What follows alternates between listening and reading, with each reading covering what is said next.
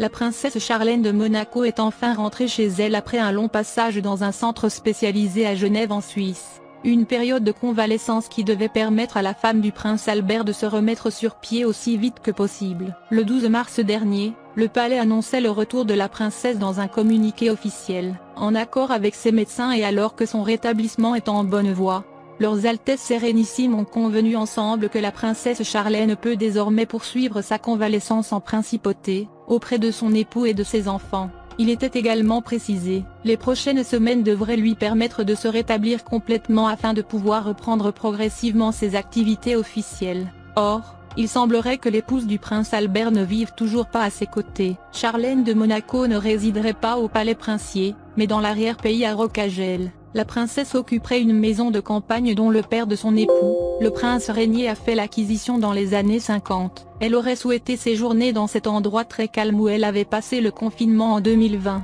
plutôt que sur le rocher.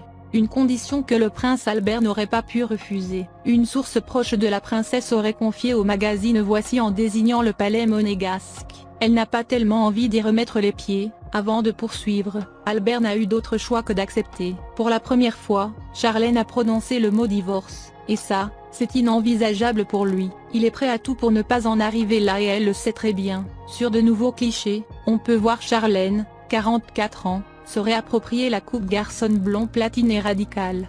L'ancienne nageuse avait rendez-vous à Berne pour effectuer le suivi de son programme de soins. Ce dernier a été détaillé par le média allemand Bunte.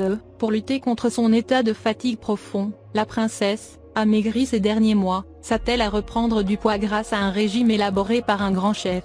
Natation et séances de yoga sont également au menu pour reprendre le dessus sur sa condition physique et mentale. Le soutien d'Albert et des jumeaux est également primordial pour mener à bien sa mission. Charlène était vraiment épuisée, un épuisement général, physique et moral, si bien que nous avons décidé ensemble, et avec nos familles proches, que la meilleure chose serait qu'elle puisse se reposer calmement, hors de Monaco, pour des raisons évidentes de discrétion et de confort, donc à l'étranger, le temps d'une retraite thérapeutique qui va lui permettre de se rétablir définitivement. À son retour, elle avait elle-même conscience que son état de fatigue profonde ne lui permettrait pas de faire face à ses obligations, et qu'elle devait se faire aider, assure-t-il, évoquant, pour la première fois, la fragile santé mentale de son épouse.